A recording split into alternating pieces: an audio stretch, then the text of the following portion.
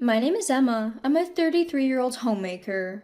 1 year has passed since I got married, but we still don't have any children. My husband Tony loves kids, and from the beginning of our marriage, he was excited about starting a family. However, storks aren't exactly punctual. Impatient, Tony suggested I get a checkup at the hospital, so I visited an obstetrician. After many tests, I was relieved to hear the doctor say there's nothing wrong, but right when I let my guard down, Tony suddenly declared, "Sorry, I want a divorce."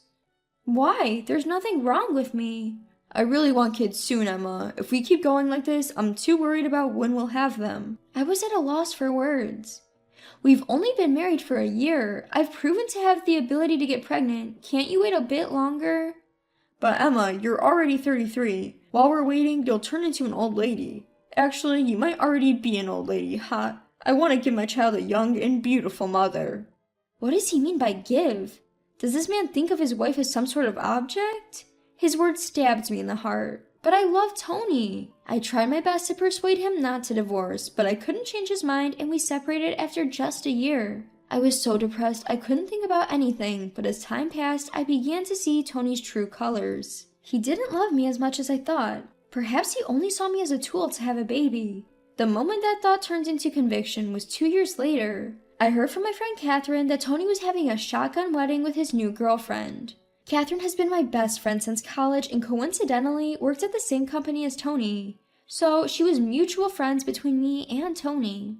Having bright and friendly characteristics, Catherine was popular with everyone. Relying on that, Tony seemed to confide in her about anything. His current wife, it seems they've been involved since he was still married to you.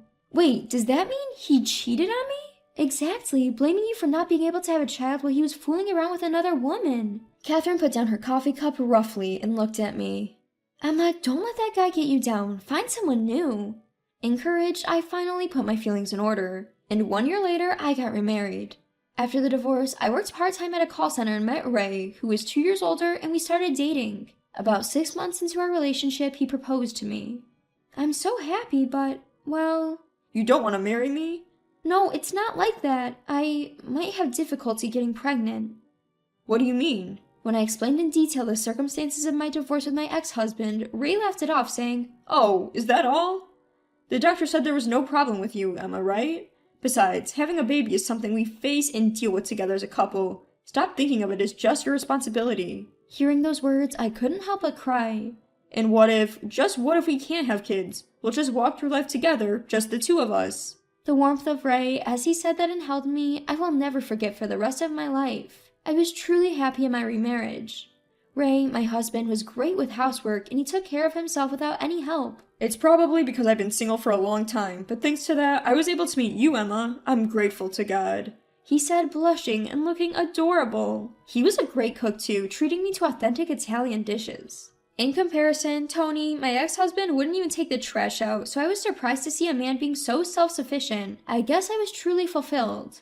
One day, half a year after we got married, I found out I was pregnant. At a routine checkup at the OBGYN, I was told, "Congratulations!" I couldn't believe it. I rushed home to tell Ray, who had just come back from work. Are you serious? Way to go, Emma! Suddenly, he lifted me up and I was startled. Hey, cut it out, Ray! Sorry, I don't want to startle the baby. He gently put me down and then started to caress my belly. I'm glad you're happy. Of course I am, it's our baby! Looking at Ray, whose eyes were welling up with tears, I felt my own eyes starting to water. It's all thanks to you, Ray. Being with you, I felt so calm and safe. I think that's why I could conceive. You have to take care of yourself, okay? Absolutely no overexertion.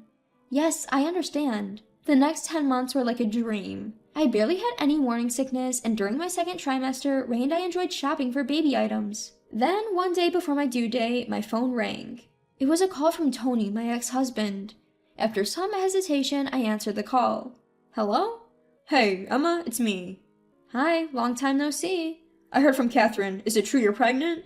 Yes, it's true. Why? I thought you couldn't get pregnant. His insensitive comment left me speechless. Maybe I should have been a bit more patient. Tony joked, which wasn't funny at all. I didn't need your patience. How's things with your new wife? Huh? No, what are you talking about? He played dumb. Well, it doesn't matter to me anyway. Bye. I ended the call with an exasperated voice. Wondering about the purpose of his call, I told Ray about it when he came back from work. I didn't divorce him out of hatred, but his sudden call has upset me. Maybe he had a fight with his current wife? Maybe he wanted you to listen to his grumbles.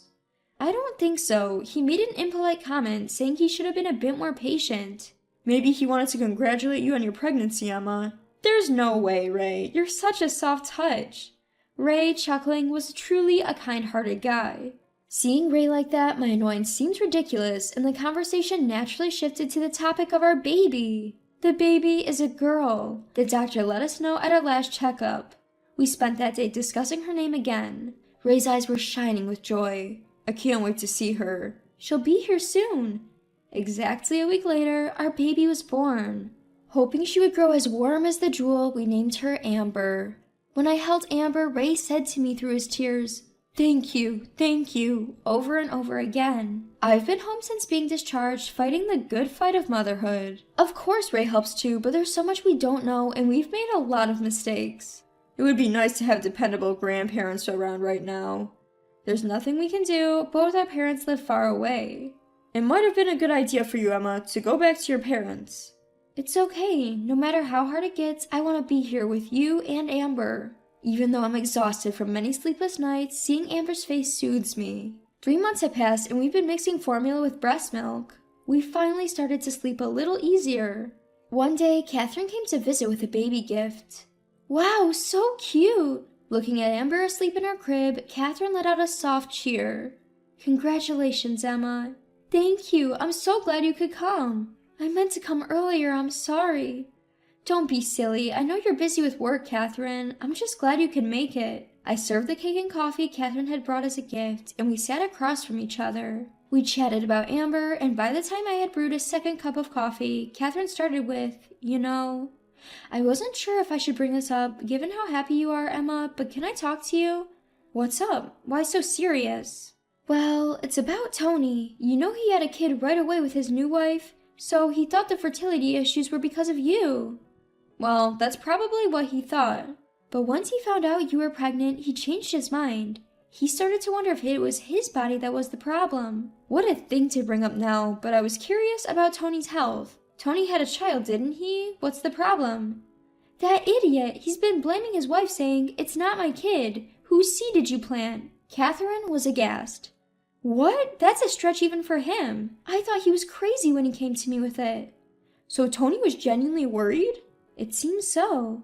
But apparently Catherine did comfort him. And guess what he said then? Once a man chaser, always a man chaser. I can't trust anyone. Look who's talking.